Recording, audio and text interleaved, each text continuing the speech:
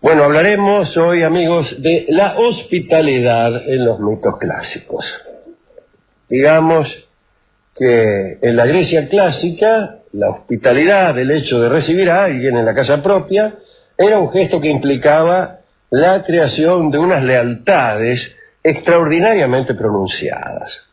El huésped solía devolver los favores recibidos con bondades desmesuradas que daban cuenta de la importancia que se le daba al haber encontrado un buen recibimiento. Huésped y anfitrión pasaban a sostener lazos de inquebrantable respeto que, aunque surgiera una posterior enemistad, debían obligatoriamente preservarse. Lo curioso de esto, como veremos en estos mitos, es que el respeto debía extenderse incluso a los descendientes de quienes habían sido huéspedes o anfitriones en tiempos pasados. Un ejemplo. Un personaje llamado Glauco, no el del otro día, otro Glauco, combatía en el bando troyano en la guerra de Troya, ¿no? Era hijo de Hipóloco y gozaba de renombre por su ingenio y valor. Hay cuánto ingenio, hay cuánto valor tiene Glauco. En el curso de los combates trabados cerca de Troya, Glauco se encontró frente a frente con Diomedes, contra quien debía luchar. Así se luchaba en aquel tiempo, nada de estrategias ni de cañonazos. Pero la batalla debió detenerse. Ambos recordaron que sus familias estaban unidas por lazos de hospitalidad. Por parte de su papá, Hipóloco, Glauco era nieto de Belerofonte, y a Belerofonte lo había recibido en su palacio Eneo, el abuelo de Diomedes. Así que dijeron, bueno, no nos vamos a andar matando cuando tu abuelo y el mío estuvieron visitándose. Pues se guardaron entonces las armas, o mejor dicho, las intercambiaron como gesto amistoso, y cada hueste retrocedió y fue a buscar lucha en otro frente. Fue a asesinar, a matar y a atormentar a otras personas, pero no a las que habían sido, o a las que eran parientes o descendientes de los invitados. Bueno, hablando de Belerofonte, podemos acercarnos al que finalmente será el tema central de este asunto. Belerofonte también, el abuelo de este Glauco, también de algún modo fue víctima, o mejor dicho, beneficiario de las leyes de hospitalidad. Parece que un día Belerofonte mató a uno, no importa qué, mató a un tipo. Entonces, como solía estilarse en la Hélade, tenías que ir a purificarte a otro estado, a otra ciudad, ¿no? El destierro era una especie constante en cada asesinato. Se fue a purificarse a Tirinto, justamente los pagos de Heracles, mire usted, ¿no? El rey de Tirinto era Preto. Muy bien, me vengo a purificar, bueno, cómo no, Preto lo recibió, lo alojó en su casa. Preto estaba casado con una dama que se llamaba Estenebea. Estenebea todo junto, es decir, no es que este sea una vacilación y Nevea el nombre de la dama, no, se llamaba Estenebea. Muy bien, el tipo estaba ahí, en la pieza, no sé qué, y vino Estenebea y lo apuré. Escuchamos, me gustás. Y Belerofonte, mitad por hacer honor a las leyes de la hospitalidad, mitad porque era la mujer del otro tipo, qué sé yo, por ahí no le gustaría tampoco, le dice, no, por favor, gracias, muy amable, pero no. Y la mina, ¿qué hace? Por despecho, va y le cuenta a su marido, a Preto, la siguiente mentira. Mirá, a que no sabés lo que pasó. El huésped tuyo, ese tal Belerofonte, me quiso atropellar. Me quiso atropellar de Preto. Entonces Preto, lo iba a matar, Preto, el rey. Pero dice, no, un momento, están las leyes de la hospitalidad. No lo puedo matar. Y entonces tiene la idea de mandárselo a su suegro, es decir, al papá de la mismísima Estenebea, que se llamaba Jóbates. Y lo manda y dice, mire, hágame un favor, Belerofonte, tome esta carta y désela a mi suegro, Jóbates. Suegro, ¿cómo no, ese tipo? Y se fue a lo de Jóbates, con la carta a la mano. Le dice, mire, aquí me manda Preto, su yerno, esta carta para usted. Bueno, muy bien. El tal Jóbates abre la carta y dice, mata al portador. Pero Jóbates, que también era un buen tipo, no lo mata. Dice, no lo voy a matar. Lo voy a mandar a cometer unas aventuras tales que seguro van a acabar con su vida. Entonces lo mandó primero a matar a la quimera, aquel monstruo que tenía, creo, la mitad del cuerpo de león y la otra mitad de dragón, pero la cabeza era de cabra y tiraba fuego por la boca. Bueno, toda esa mezcla que es tan conveniente para un monstruo. Bueno, Jóbates lo mandó a Belerofonte a que matara a la quimera, que por otra parte venía, no solamente que era feo, sino que era un monstruo que se alimentaba con los ganados de los campesinos de la zona. Y Belerofonte se acordó de Pegaso, caballo que hemos montado ayer, me parece, que era un animal, un tordillo volador, que él había encontrado ahí cerca de un monte que no me voy a cortar cuál era, pero no importa. Y con el caballo ese volador llegó hasta la quimera y encajó un palazo en la cabeza y la mató. Entonces Jóbates lo mandó a hacer otra cosa, pero todas cosas dificilísimas que tuvo. Había unos tipos que se llamaban los Ólimos, que eran muy feroces, peleó contra todos, los derrotó, después le hizo hacer una emboscada con unos lidios que lo esperaron a la vuelta de un camino para matarlo, y también lo mató, bueno, mató a todos. Cuando volvió, cada vez que volvía, Jóbates más se convencía de que este tipo tenía algo de divino, que hacía que pudiera sobrellevar aquellas pruebas. Y entonces le dijo, bueno, mira, acá pasó lo siguiente, el rey Preto me mandó esta carta. No, y si yo no he sido, qué sé yo. Y el rey Jóbates, el suegro de Preto, le cede a su hija como esposa. ¿Y qué pasó con Nevea? Pregunta usted. No me acuerdo, qué sé yo. Me parece, sí, me acuerdo. Después de casarse con Preto. Después de que Belerofonte se casara con la hija de Jóbates, se acordó de Nevea, de la mujer de Preto, y dice, pero me olvidé de vengarme de esa mala mujer que quería mi muerte. Entonces su cuñada. No era su cuñada. ¿Y sí? Era su cuñada. Era su cuñada, claro, porque si... Era la hermana de... Exactamente. Era la otra hija. La otra hija del rey Jóbates, evidentemente era la hermana de Nevea. Se llamaba Pinomoe, algo así. Bueno, dice, un momento, me voy a vengar de Nevea. Y volvió a Tirinto, donde estaba el rey Preto con su mujer Nevea, qué sé yo. Y cuando Nevea sintió decir que venía se suicidó. Otros dicen que quiso huir justamente en el caballo Pegaso. Y el caballo Pegaso corcovió y ayer había matado justamente a Belerofonte cuando quiso alcanzar el cielo, y hoy contamos otro corcovo de Pegaso que dio por tierra con Nevea. No, porque te caes de mucha altura, claro. No de un caballo normal. Exactamente. Bueno, aquí estamos entonces ante un caso de hospitalidad violada en un caso y respetada en otro. ¿Por qué no lo mató Preto a este hombre, a Belerofonte? Por respetar las leyes de hospitalidad. ¿Por qué no se acostó Belerofonte con Nevea? Y por respetar las leyes de hospitalidad.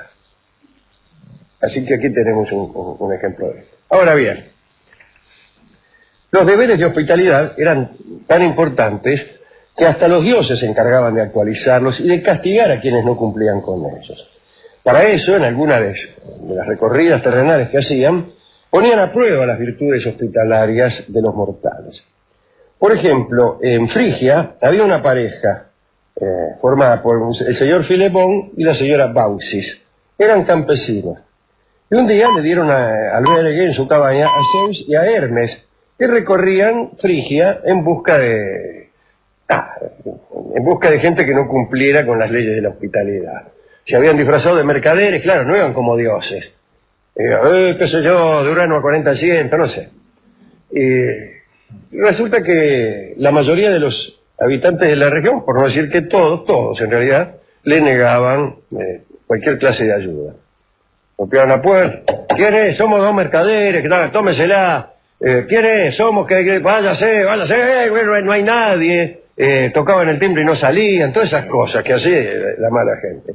Pero llegaron a la casa de Baucis y Filemón, y esta pareja de campesinos le abrió la puerta, les convidaron cosas, y entonces Hermes y Zeus recobraron su forma de dioses y mandaron un diluvio particular a la región de Frigia que ahogó a todos los habitantes menos a Baucis y a Filemón. O sea que el pago por haberles dado albergue fue el no ahogarlos, que no fue mucho que digamos.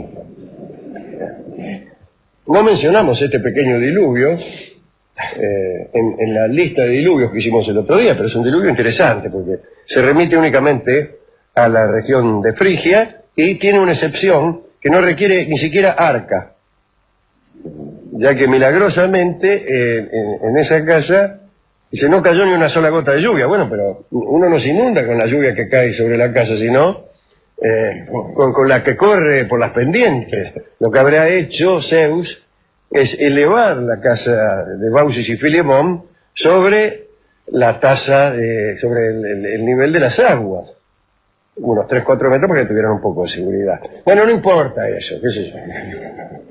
Bueno, entre los mortales también existían gratitudes notables. Hubo una ciudad famosa que debió su fundación a los favores de un buen anfitrión. Ovidio dice que Crotona fue fundada gracias a la intervención de Heracles, quien en otro tiempo había sido recibido por el héroe Crotón en su casa, cuando regresaba de las tierras de Geriones. Y entonces, cuando se fue, dijo: muy rico todo, en agradecimiento a tu hospitalidad, te prometo que más tarde voy a levantar una ciudad que va a llevar tu nombre. Ni siquiera la fundó Heracles, sino que le avisó a Micelo, un argivo, antiguo compañero suyo de Argos, ¿no?, que debía ir a fundar una colonia en la Magna Grecia, y dijo: bueno, ya que vas a fundar una colonia, haceme el favor, fundame la ciudad de Crotona, porque el otro día fui a comer a la casa de Crotón y me sirvió un osobuco que todavía lo estoy sintiendo. Así que, hija del agradecimiento de antiguos anfitrionazgos, se levantó Crotona. Vamos a contar otra historia en donde las obligaciones de la hospitalidad fueron violadas. A ver, cuenta Teofrasto que un milesio llamado Ipsicreonte, casado con Neera, recibió en su casa a un hombre de Naxos llamado Promedonte. Muy bien. Sucedió que Neera, la mujer de Ipsicreonte, se enamoró del huésped. Usted me dirá: ¿pero cómo? Cada vez que llega un huésped a una casa, ¿la mujer del anfitrión se le enamora? Le diré: vamos a ver. Mientras el marido estuvo presente, la mujer disimuló su pasión, ¿no? Pero en una ocasión en que Ipsicreonte salió de su casa, Neera aprovechó el momento para declararle su amor al visitante. Le dijo: escúcheme, lo mismo que hemos dicho hace un rato de Belerofonte y Estenebea. Promedonte se negó a escucharla, invocando los deberes sagrados de la hospitalidad. Jamás un huésped debía insinuar cualquier acción que viniera a modificar algo en su refugio. Así que no puedo modificarle nada, señora, le dijo Promedonte a Neera. Dice: justamente yo tenía pensado hacerme modificar por usted, de arriba abajo, dijo la Neera. Se lo pierden. Bueno, rechazada, Neera, ¿qué hizo? Usted me dirá: ¿fue y le contó al marido? No, esta hizo otra cosa. Ordenó a sus criados que la encerraran en la habitación del huésped, en la habitación del propio Promedonte, y se las arregló de manera que Promedonte consintió en cuanto ella quiso. El inciso "se las arregló" no sé qué significa. Yo conozco chicas que se las arreglan, de manera que uno consiente en cuanto ellas quieren. El caso es que Promedonte no era de madera.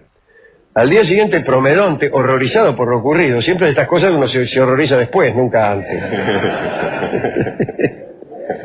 huyó a Naxos. Pero Neera lo siguió Mirá la mina, ¿eh? Sí. Ipsi Creonte, al conocer la aventura, cuando volvió de aquella comisión, reclamó a su mujer, dice, che, devolveme a mi mujer. Pero ella ahora era huésped en Naxos y se negó a volver a su marido. Ipsi Creonte, ultrajado, pidió al Consejo Milesio que lo ayudara a recuperar a su esposa. Y aquel consejo dictaminó que debía declararse una guerra. No por infidelidad, sino por haberse violado aquella institución que era la hospitalidad. Hubo guerra, lamentablemente no sabemos quién ganó porque el mito queda trunco al inicio del conflicto. Pero, caramba, ya hay dos historias así. Y entonces yo recuerdo a Acasto y Astidamia. Peleo, que fue después el papá de Aquiles, también va a la casa de Acasto. Astidamia, la mujer de Acasto, se enamora de Peleo, tal como corresponde. También le dice, escúcheme, Peleo, qué sé yo, aquí estoy. Bueno, no, tipo dice, no. Y ella, para vengarse, le envía a la mujer de Peleo, que era casado, pero que no estaba con la mujer estaba en su casa, le envía a la mujer de Peleo una carta diciendo que Peleo va a casarse con Estérope, que es la hija de su marido Acasto. Creo que de ella no, pero de Acasto sí. Che, tu mujer se va a casar con otra. Y Antígona, al recibir esa terrible noticia, se ahorcó. Le dice, bueno, muy bien, me ahorco, y se ahorcó. Pero no contenta con esto, la terrible Astidamia lo acusó ante su marido. Doblete. Hizo doblete. Volvió a hacer lo de Estenebea. Le dijo al marido, mira, aquí vino Peleo y se me tiró encima, Acasto entonces no lo quiso matar, tampoco para no violar las leyes de hospitalidad, pero lo llevó de casa, dejó que se durmiera en el monte y le escondió la lanza. A la noche vinieron unos centauros y casi se lo lastran. Se salvó porque estaba Quirón, el centauro bueno, y dijo, no, dejémoslo, qué sé yo. Pero, cuando comprendió la naturaleza de lo que le acababa de ocurrir, Peleo dice, me voy a vengar. Y se vengó, se saqueó la región de Iolco, mató a Acasto y también mató a Astidamia. De tal manera, no solo la mató, sino que la cortó en pedacitos y agarró la cabeza y la tiró no sé dónde. Se vengó bien, ¿eh? Se vengó bien. Sí. Pedazo por pedazo, después desparramó por todos lados. El último pedazo fue la cabeza y dice, ven, esto porque me explicó todo, tardó muchísimo. Decía. Decía con la cabeza en la mano. ¿Me entendés? Cabeza de Astidamia. ¿Y a qué nos hace acordar todo esto? Bueno, a la primera historia que escuchamos, pero también a otra que sabíamos desde antes, que es la de la mujer de Putifar y de José. Es una historia bíblica. José es huésped, es empleado incluso de Putifar, y la mujer de Putifar le dice, che, también, lo mismo. Sí, ¿Qué te parece? Sí, qué sé yo, aprovechamos. No, dice ¿Qué te cuesta? ¿Qué te cuesta?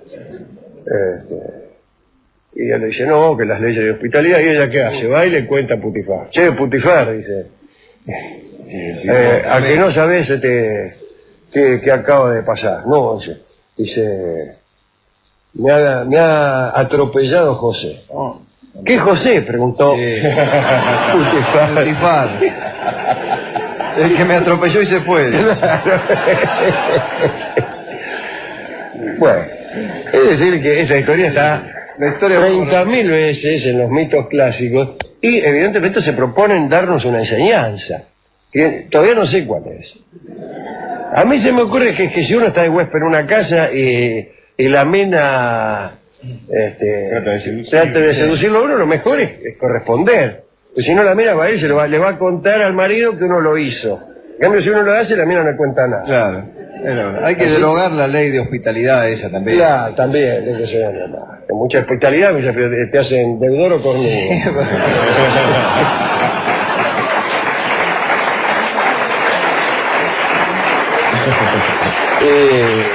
Bueno, ¿a quién dedicar esto? No está Rolón. No. Pero a mí se me ocurre a todos los huéspedes que han sido incitados por la mujer de sus anfitriones.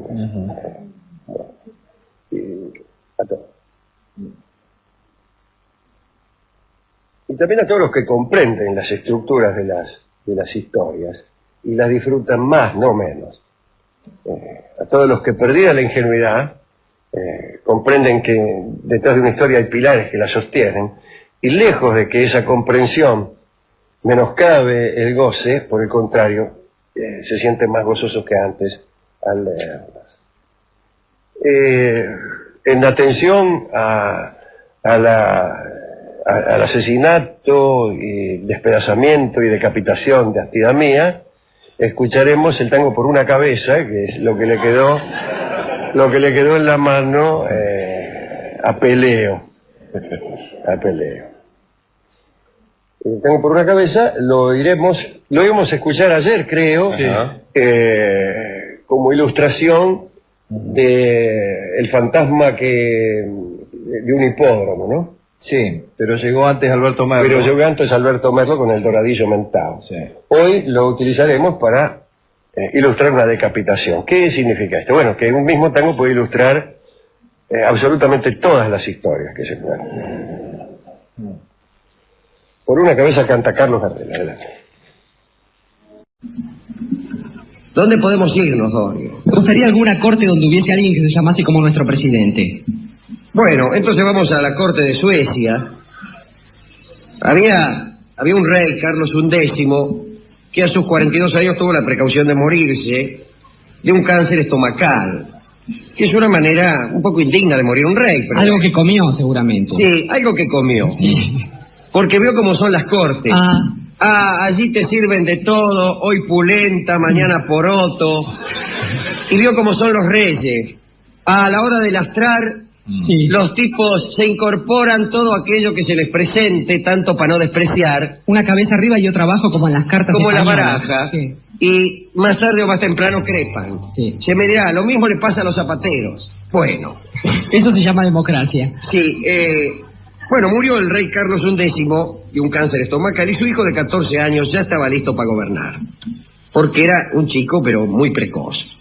Desde los 6 años dejó de ser cuidado por mujeres y aprendió a disfrutar, pues, de los deportes violentos, los juegos militares, pruebas de resistencia que él mismo se autoimponía, a ver quién aguanta más con la cabeza dentro de un tacho de agua, esas cosas.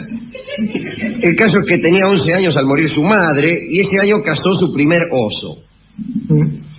Lo cual es bastante decir. Sí. Aquí hay muchachos de 14 hasta de 15 años que todavía no han cazado ni siquiera una rata. Pero para cazar aquel oso decidió no usar armas de fuego, sino que lo mató con un tridente. Esto lo digo para que vean qué cacho de bestia era el tipo. Nunca buscó la compañía de mujeres. Le gustaban los osos. ¿Dónde está el oso que hay que matar? Esto para que vean qué cacho de bestia era el tipo. Sí. No se casó ni siquiera con un oso. Y desde chico se encontró obsesionado por la victoria, era muy admirador de Alejandro de Macedonia, tenía una inteligencia poco común, quería ser como Alejandro Magno, llevaba la biografía de Alejandro bajo el brazo todo el tiempo, lo cual le producía indecibles inconvenientes. Estudió también la Biblia, era un hombre piadoso, hizo que su ejército luterano rezara 2 veces al día, pero cuando llegó a la adolescencia, su conducta fue realmente el escándalo de todo Estocolmo. Empezó ahí, desde luego tenía un consejo de regencia, ¿no es cierto?, que debía supervisarlo hasta que el tipo cumpliera 18. Pero ya a los 15 años se autocoronó, dice, más yo me corono, y aquí gobierno yo y el consejo de regencia, sí. Que se vaya, dijo otra cosa.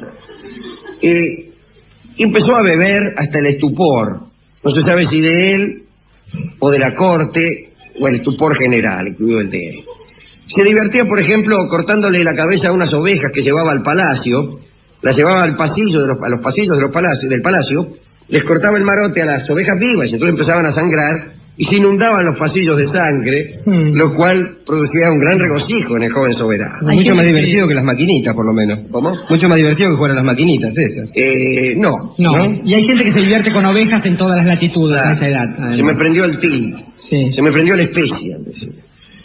Hasta que recibe la visita de un cuñado suyo, que también era amante de esta clase de placeres, y entonces se pone peor, hasta que un día su abuela lo despierta de una tremenda esbornia, y parece que también había emborrachado a su oso mascota. Ya se ha dicho lo que con los osos le sucedía a este hombre. El animal, me refiero al oso, saltó por la ventana y se mató. Los osos en realidad, aún no estando en curda, tienen un escaso raciocinio. De manera que calcúlese lo poco que razonarán borrachos. Bueno, la abuela lo sorprendió en ese estado, le contó que el oso se había muerto y como era muy afecto a los osos, juró moderarse y de entonces no volvió a beber como no fuera una mezcla de cerveza y agua que, bueno, era bastante sonsa. Mientras tanto, los líderes de Dinamarca, de Sajonia-Polonia, que era una especie de país, y Rusia, se enteraron de que en Suecia había un rey niño y kurda. Y trataron de sacar partido de esa situación y atacaron Suecia en el año 1700. Pero el rey, que ya estaba sobrio, se enfureció. Estaba sobrio, pero era joven. Y, pues, el 13 de abril del 1700 partió a Dinamarca. Ya no vería nunca más Estocolmo. Unió su flota con unos barcos aliados, una maniobra muy audaz. Consiguió unir la flota sueca con la de Holanda y Dinamarca. No Dinamarca, debe ser Inglaterra. Holanda e Inglaterra. Dinamarca eran los enemigos. Atacó la flota danesa. Sitió Copenhague, el puerto de mercaderes. Y dejó la flota danesa totalmente inservible, a punto tal que el rey Federico de Dinamarca tuvo que firmar un pacto bastante oneroso para él. Dice, bueno, ya me he encargado de los daneses, ahora voy a marchar contra los rusos. Caramba, ¿no? Reinaba Pedro el Grande en Rusia. Nada menos. Que no era ningún logi. El ejército sueco estaba muy bien equipado, llevaba unos modernos trabucos de chispa, y Carlos era realmente un tipo muy ingenioso. Pedro el Grande hizo lo que suelen hacer los ejércitos rusos.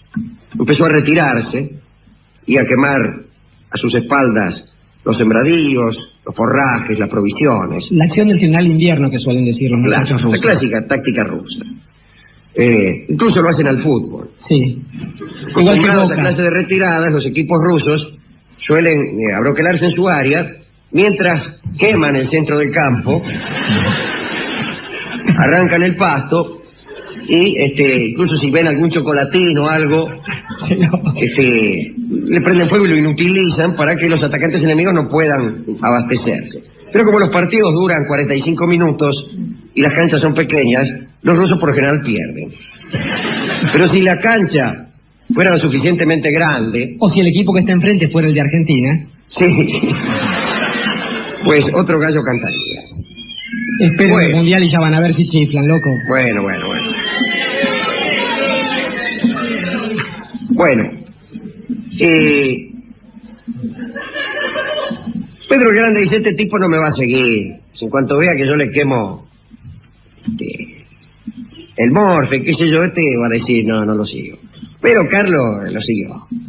Llega hasta Narva, Pedro el Grande, y dice, hasta acá no me va a correr. Narva quedaba a orillas del Báltico. Carlos lo sigue y con 10.000 suecos pone sitio a la ciudad, donde había 40.000 rusos. Y todos le decían, che, mirá, acá adentro hay 40.000 rusos, se van a enojar, van a salir. Ay, sí que importa. Pedro el Grande aquí comete una especie de traición, nunca explicada suficientemente. Por ahí agarra y se va. No se sabe si a buscar ayuda o qué, el caso es que se las toma. Deja incluso su ejército en manos de un comandante que creo que ni siquiera hablaba el ruso, una cosa así. El caso es que llega el 20 de noviembre, Carlos emplaza sus tropas, sopla una ventisca y Carlos ataca a la ciudad. Y fue uno de los ataques más famosos de la historia. La derrota de los rusos fue tremenda. Superado 4-1, Carlos aplastó al enemigo. 10.000 rusos se ahogaron en el río al tratar de huir. Muchos murieron también al derrumbarse 2 puentes. Y se rindieron tantos soldados rusos que Carlos tuvo que trabajar reconstruyendo los puentes para dejarlos huir, porque el ejército no estaba preparado para tener tantos prisioneros. No tenía ni morfia, además estaban todos medio pachuchos porque habían festejado, y no estaba el asunto para andar cuidando prisioneros. Así que les reconstruyó secretamente los puentes para que se fueran. Bueno, aclamado como un héroe y un genio, Carlos acuñó incluso un medallón donde estaba Pedro el Grande huyendo lloroso. Tenía a Rusia a su merced. Pero pasó algo de orden familiar El líder de Sajonia-Polonia era Augusto, su primo hermano, y esto lo embaló a Carlos. Dice, ¿cómo mi primo? Dice, antes de encargarme de los rusos, me voy a encargar de Augusto. Y fue un error. Carlos procuraba hostilizar a los sajones con astutos artificios, por ejemplo, quemaba bosta antes de los ataques, y el humo impedía ver sus cargas. Pero mientras esto ocurría, Pedro no desaprovechaba el tiempo, y el 90% del presupuesto de Rusia iba a las milicias. Construyó una nueva ciudad, también en el Báltico, ahí en unos pantanos, a pesar de la opinión contraria del pueblo y de la nobleza rusa. Y esta ciudad se llamó San Petersburgo. Mientras tanto, Carlos atrás de su primo, el elector de Sajonia-Polonia. Y este ya estaba desesperado, cansado de rajar. Un día le manda a una de sus concubinas, la más hermosa y también la más voluptuosa, para ver si conseguía que Carlos negociara. Pero como a Carlos le gustaban los osos, pues fue rechazada esta chica. Como quiera que sea, en 1706 Augusto renunció a Polonia y Carlos instaló allí un títere, un incondicional, y dice, bueno, ahora sí voy a atacar a Pedro el Grande. Pero claro, habían pasado 7 años que probar. Y el otro había trabajado muchísimo. Había incluso recuperado la ciudad de Narva, donde hizo una gran matanza de suecos. Después de matarlos dicen que los descuartizó y los amontonó. El caso es que se preparó Carlos para marchar contra Moscú. 70.000 suecos marchaban, ¿sí?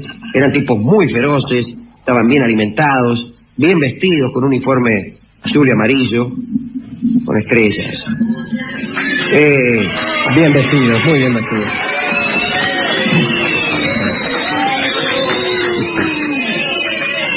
Qué cosa, Qué cosa vivir así, obsesionado por semejante estupidez. Qué cosa. Dios mío.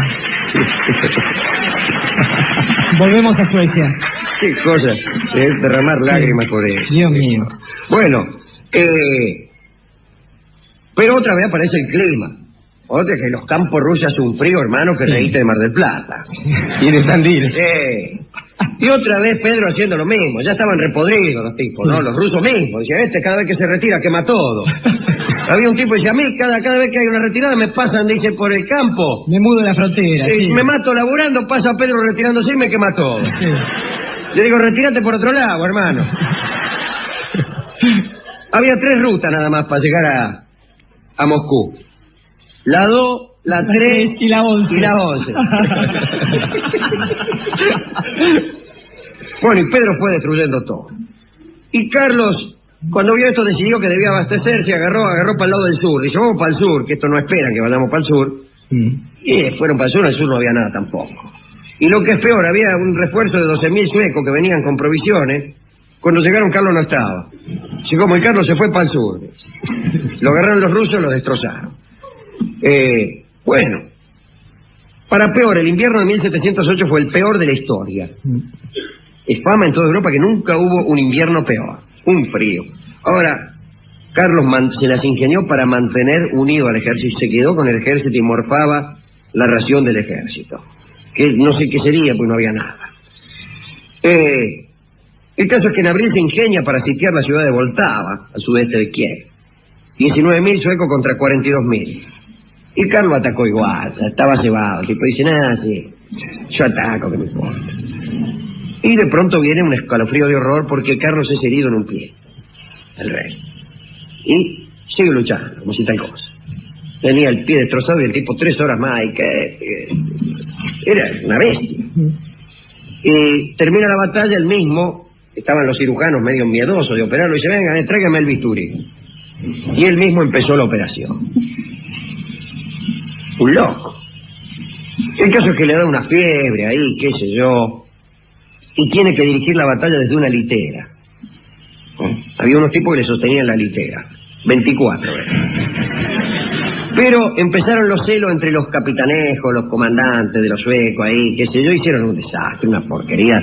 Los rusos le pasaron por arriba, de los 24 tipos que le cargaban la litera, 21 se murieron. Así que mirá lo cerca que le pasaban los balenes a Carlito, que estaba ahí adentro de la litera. Muchacho, ¿qué pasa? Porque se le iba la litera Se le inclinaba de un lado. Se le inclinaba de un lado. La mitad del ejército o había muerto o estaba prisionera o algo. Y escapó. Escapó Carlos, tomó el río Dnieper y fue en dirección a los turcos. Cruzó la frontera y se fue donde los turcos. Y allá estuvo en el Imperio Otomano largos años. Rusia tomó el lugar de Suecia como gran coloso del norte. Y después de algunos años con los otomanos, en 1714, Carlos volvió, haciéndose pasar por un tal capitán Frisk, y volvió a Suecia. Inició una campaña contra Noruega, tanto para entrenarse. Y ahí estaba en un lugar llamado Fredriksten, y estaba ordenando un ataque desde una trinchera. Y el tipo sale de la trinchera, ¿no? Está la mano en el bolsillo y empieza a pasear como un canchero. Y todos dicen, ¿qué? Decirle que no salga de la trinchera, ¿cómo va a salir de la trinchera? Lo van a masticar. Y por ahí una bala de mosquete, adiós, Carlos. Lo mata. Pero empiezan a pensar, ¿sí? ¿Quién lo habrá matado? Pudo ser una bala enemiga. Pero empezaron a pensar que él tenía una hermana, Ulrica. Y Ulrica estaba casado con un señor Federico, o sea, el cuñado. Los peores son los cuñados. Y Federico ya le había dicho a Ulrica, dice, si le llega a pasar algo a Carlos, dice, vos hacete reina enseguida. Así que empezaron a sospechar que por ahí había sido Federico. El caso es que Ulrica se hace reina, Federico se hace rey, y Carlos con los pies para adelante. Pasan los años y se enferma Federico. El cuñado. Mi cuñado. Mi cuñado. Y en 1722 se muere, allá moribundo. Y antes de morir, el tipo sale a la ventana y loco de remordimiento dice, me da pena confesarlo, pero el que mató a Carlos fui yo. Y después se murió. Y aquí termina esta historia sin que sepamos realmente si es verdad que Federico mató al pobre Carlos. Porque a lo mejor la fiebre y los rumores le hicieron crecer en su cabeza una culpa que no tenía. Y después todo, las mejores culpas para pagar son las culpas ajenas. Totalmente. Terminó mal, pobre Carlos, como casi todos los que se han atrevido con Rusia.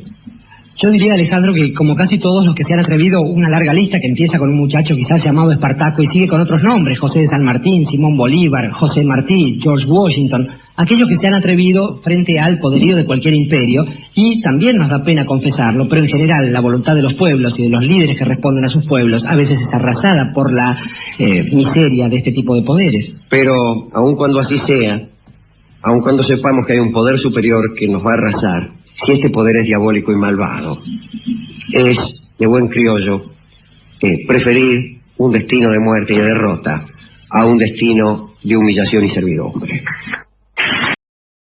Y hoy hablaremos de los poderes de un medium. Atención nuestros amigos, aficionados al espiritismo, los manos santas, blacamanes, faquires, adivinos y nigromantes. Ajá. Porque hoy hablaremos de Henry Slade, el medium.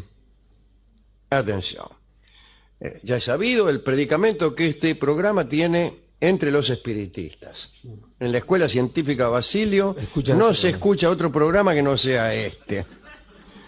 Hablaremos entonces de los poderes de Henry Slade, que era un medium norteamericano. Nació en 1850, naturalmente en los Estados Unidos, y en 1876 emigró a Inglaterra y comenzó allí a dar unas sesiones de espiritismo en Londres, en la Russell Square.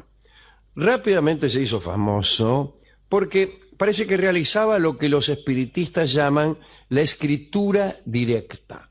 Es decir, los espíritus convocados por Slade escribían en pizarras, que el medium disponía para ellos, los mensajes que les resultaran pertinentes. Además parece que también Slade era experto en hacer levitar objetos. Ponerle, te hacía levitar esa pandereta que está allí. Esta. Pero sin que nadie la agarrara. Uno se sentaba ahí, veía como la pandereta se levantaba y ya está. Bueno, también realizaba algunas materializaciones, pero incompletas. La materialización consiste en que un espíritu incorpóreo aparezca con la forma que tenía cuando no era afinado, ¿no? Pero este lo hacía en forma incompleta. Mayormente se materializaban rostros y manos.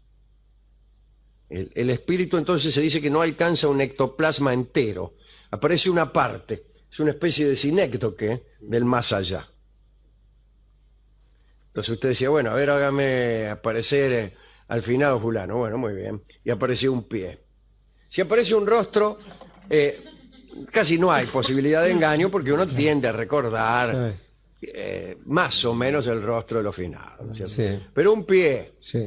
a lo mejor usted hace como 10 años que no lo ve, Sí. al finado Portolongone, y un pie puede ser de cualquiera. Yo lo Y por ahí uno reconozco. no le miraba mucho la pata a Portolongone cuando ya Hay estaba gente que uno vivo. conoce hace 20 años y no le ha visto nunca el pie. Claro.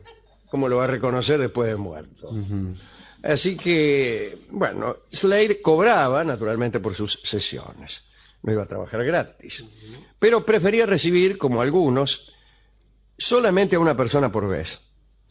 En una habitación destinada a sus experimentos, lo mismo que hace usted, Rolón. Dicen que él tampoco perdía el tiempo. En cuantito el visitante había tomado asiento, comenzaban ya los fenómenos que terminaban unos 15 minutos después. Nada de cómo le va fulano, frotarse las manos, pasársela por los fondillos del pantalón, flexionarse, hacer crujir los huesos de los dedos, todos esos visajes de preparación que suelen hacer algunos médiums o algunos médicos antes de operar, en fin, se escupen las manos, etcétera, ¿no? Este no hacía nada, directamente empezaba con los fenómenos. Y las apariciones ocurrían con toda regularidad y precisión. No había en Slade vacilaciones ni histerias estáticas, todo era rápido, breve y decisivo. Venía un tipo, pedía el mensaje de un pariente fallecido y obtenía la respuesta escrita o la aparición de la mano o una caricia, lo que sea, al instante. Sí. ¿Hola? Hola, ¿sos vos otra vez? Sí. No lo dije por vos tampoco eso. No. Sí, ya sé que vos también sos medium, pero no. Bueno, gracias. Sí, perdón, es que he prendido el celular. Digo, no había vacilaciones, todo era rápido, breve y decisivo en Slade. Total ausencia de ceremonias. Slade tenía una actitud incluso desdeñosa para hacer los milagros, y esto lo perjudicó, como ya veremos. En las sesiones de Slade podía oírse ¿cómo se llama? El rascar del lápiz en la pizarra, una pizarra que él guardaba bajo la mesa de reunión, convocaba al espíritu y después sacaba la pizarra, la examinaban y veía lo que había escrito el espíritu. Todos aseguraban que las manos de Slade descansaban sobre la mesa, digo, porque usted podría pensar, escribía el tipo, bueno, qué sé yo. También tenía un acordeón que solía ser visitado por espíritus. Abajo de la mesa estaba el acordeón. Y por ahí usted estaba y escuchaba una polca.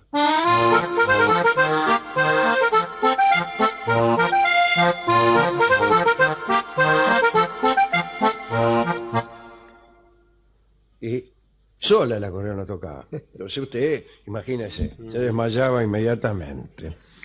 Durante bastante tiempo todo marchó muy bien. En Londres había una notable curiosidad por Slade. Lo visitaban constantemente para que produjera estas demostraciones expeditivas. Pero no tardó en producirse un incidente. El profesor Ray Lancaster y el doctor Duncan tuvieron 2 sesiones con Slade. En la segunda, al tomar la pizarra debajo de la mesa, los visitantes vieron un escrito cuando nada hacía suponer que la sesión había comenzado. Es decir, miraron la pizarra antes de comenzar la sesión y ya estaba escrita. Para Ray Lancaster, aquello era un engaño y escribió una carta a la prensa denunciando a Slade. Hasta llegó a perseguirlo judicialmente por estafa. Atorrante compadrito. Hubo un proceso, Slade se defendió diciendo que él no sabía cuándo se producía la escritura de los espíritus.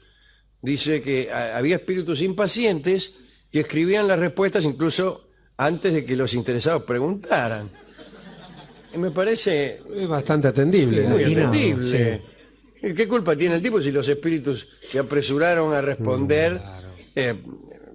Porque además ya conocían, Claro. por aquella sabiduría que es propia de los espíritus del más allá, qué cosas le iban a preguntar, para no andar perdiendo tiempo como giles. Claro, sí. Escribieron la respuesta y se la tomaron a otra sesión de espiritismo. Bien. Nadie quedó muy conforme con esta explicación. Y un famoso prestidigitador, el señor Maskelyne, fue citado y declaró que la mesa usada por Slade tenía una trampa oculta.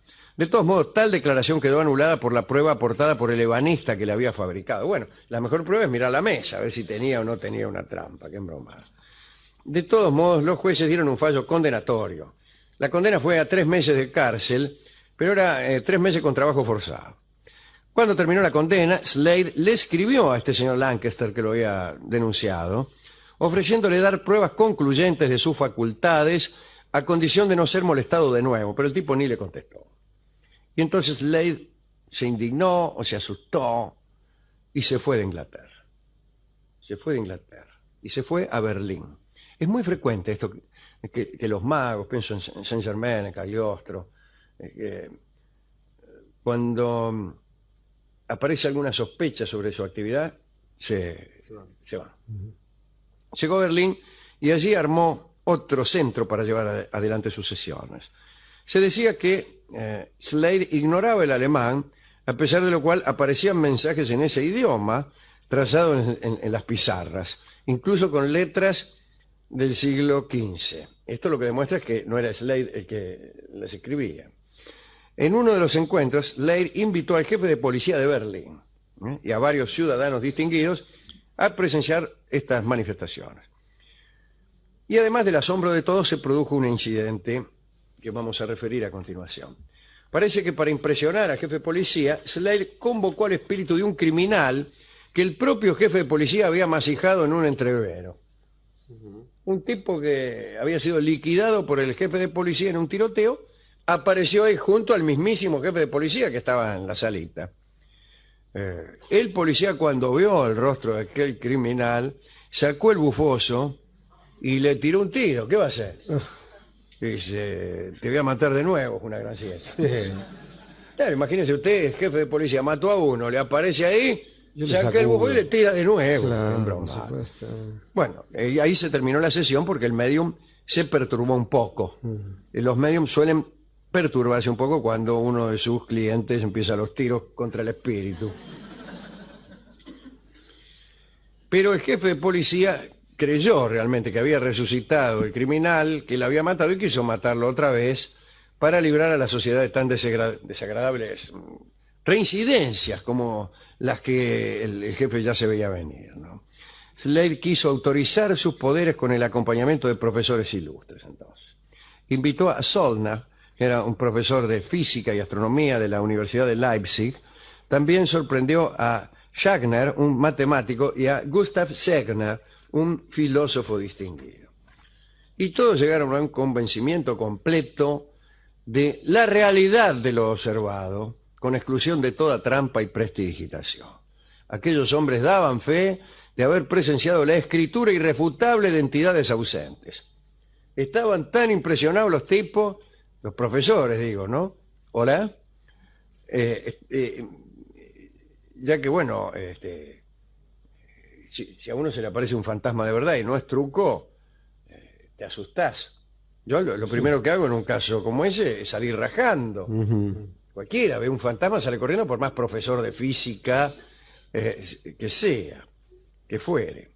Bueno, salieron todos corriendo a la de un escribano y aprovecharon que estaban ahí para declarar bajo juramento que los fenómenos eran auténticos, etcétera, etcétera.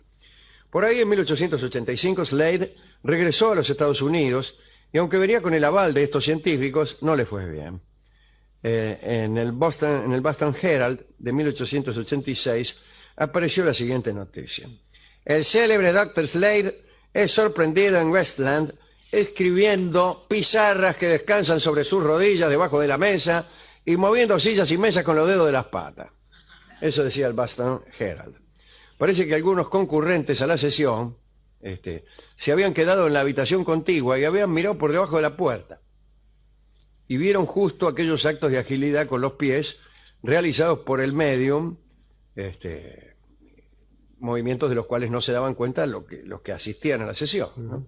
Y Slade fue detenido. Su defensa fue muy extraña. Dijo que efectivamente hacía trampa, pero que hacía trampa porque sus poderes habían menguado y que por tal motivo no podía caer en la indignidad. Los jueces indulgentes reconocieron que había realizado maravillas alguna vez, pero que eso no le daba derecho a sostener las estafas ulteriores y lo mandaron en cana. Slade pagó la fianza y salió. No trabajó más como medium. Murió en 1905 en un sanatorio de Michigan, en donde ingresó a merced del auxilio de espiritistas americanos que lo admiraban. Era el ídolo de los espiritistas americanos. Según parece, después del espiritismo le había dado por el escabio. Y esto le fue fatal. Le dio por el alcohol, y el alcohol es más peligroso que el espiritismo. Y así termina la historia de Henry Slade y de sus poderes, ¿no? Que nos llenan de estupor por haber sido suscritos por lumbreras de Alemania. Pero, vaya a saber, ¿no? Yo recuerdo a José de Copertino, de quien hablamos ya muchas veces aquí, aquel monje que volaba, y según se dice, el propio Leibniz lo vio volar y casi se desmaya cuando Leibniz, o sea, conocen ustedes, el inventor del cálculo infinitesimal y de las mónadas, ya no las monadas, las mónadas, ¿no? Bueno, yo lo vi ¿cómo se llamaba ese tipo? A David Copperfield. Sí, David Copperfield. Para mí volaba. Para mí volaba. Lo vimos, estaba Stronati, estaban ahí los chicos, qué sé yo, y lo vimos. Es decir, había muchos testigos. Sí, volaba. Volaba, este tipo vuela. Dice, no, pero debe haber algún piolín. No, ¿qué piolín? Vuela. Vuela. Bueno, seguramente es un truco muy bien logrado, Vuela, señor. Así como lo vio Leibniz volar a José de Copertino, lo vimos nosotros volar a Copperfield. Sí. Entonces, vuela. Bueno, a lo mejor un astuto juego de espejos o algún accesorio. Señor, vuela. Está en un lado y se desplaza a otro, digamos. Listo, vuela. ¿Vio un Jumbo 747? Sí. Vuela. Usted que ve un Jumbo 747 en el aire y dice, debe ser algún hilo, juego de espejo, ¿no? Son las astuto turbinas. juego de espejos. No. Yo la verdad que también. Bueno, lo que pasa, espere, a ver. Usted comparte conmigo entonces la idea de que si este señor Copperfield o quien fuere tuviera una turbinita que lo desplazara, vuela. No. ¿No? Porque lo que acá se discute es si vuela sin ningún tipo de ayuda. Digamos, de hecho, como usted dice, un avión vuela con ayuda. Sí, pero no le sirve la turbina, porque imagínese, tendría que tener el cuerpo de Copperfield, además de huesos huecos, Sí. una forma tal que fuera diferente la velocidad del aire que le pasara por arriba que por la abajo. que le pasa por abajo. Sí, aerodinámica. Sí, no es tan fácil volar, ¿eh? Te lo digo yo que... ¿Usted es volador? yo me tiro de palo a palo.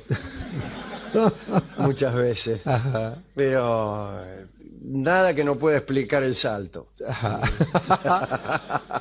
Tal cual. Bueno, Me ¿a llama- quién quiere dedicar la historia de este medium, Henry Slade? ¿No le resulta asombroso, Alejandro, esta gente que lo llevaba a juicio por fraude? Claro, ¿por qué juicio? No, claro, digo, ya que alguien pensara que esto pudiera no ser un fraude es lo que a mí me asombra. Tiene razón, sí. Sí, que alguien me haga un ¿Qué duda juicio. acá? Claro, pero eso demuestra que se lo creían en Claro, serio. eso es lo que más me asombra. El más ¿no? crédulo era el tipo que le hacía juicio por fraude. Claro. ¿Por qué razón? Si vos le haces juicio por fraude a un espiritista porque le descubriste un truco, es porque pensás que el buen espiritista es aquel que no tiene truco. Es decir, crees a pie juntillas en el espiritismo. Exactamente. Sos mucho más supersticioso que el mismo espiritista. Extraordinario, ¿eh? Sí, sí, por eso. Tiene mucha razón, es una gran observación. Así que, bueno, déjeme dedicárselo al amigo Slade, aunque sea porque se ve que era un prestidigitador muy hábil. ¿A quién?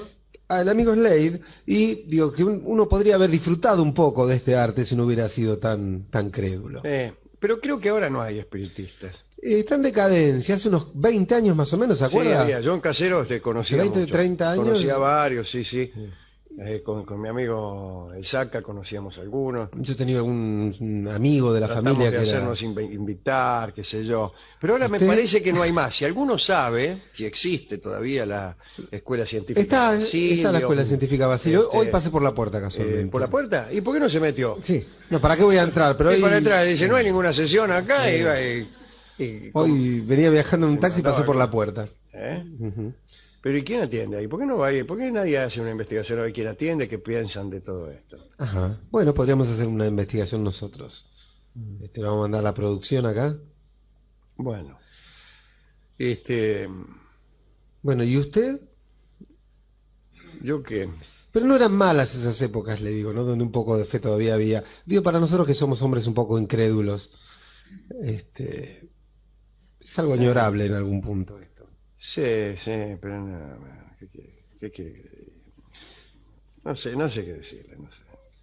No sé. Bueno, hemos ido a la discoteca.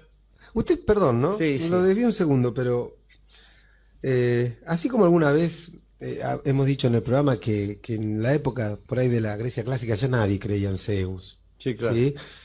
A mí cuando escucho alguno de estos relatos me da la impresión de que esto que nos parece que hace 100 años o 200 sí se creí, me parece que nunca se creyó en serio Claro. en esto. ¿Usted no tiene esa impresión? Yo creo que nadie lo creyó en Nadie serio. creyó nunca que un Claro, muerto había algunos fuera- que por ahí sí, como este tipo. no Sí, sé, que bueno, no, está. Pero como en los hay general... ahora, pero la humanidad... Mira, qué sé yo, tengo recuerdos de gente mucho mayor que yo, es decir, cuyo recuerdo se remontaba a épocas muy anteriores, así que podemos nosotros, a través de nuestros abuelos, de lo que hemos oído, conjeturar lo que se pensaba 100 años atrás. No lo creían tampoco. Yo tengo esa impresión. No creían tampoco, eran tan escépticos como ahora. Bueno, muy bien. Hemos ido al discotecario y nos llamó mucho la atención esto de las añoranzas de Slade, del decaer de sus poderes, que también es todo un tema, ¿no? Aquel que alguna vez fue capaz de convocar espíritus y que ahora no convoca. Se lo está diciendo uno que antes convocaba más que ahora. Alguna clase de espíritu. Y entonces oiremos el tango que se llama Nostalgias. Nostalgias de los tiempos en que Slade era capaz de hablar con los muertos. Oiremos la estupenda versión de Hugo del Carril. Adelante, Hugo. Nostalgias, un tango escrito en memoria de los desaparecidos poderes de Henry Slade.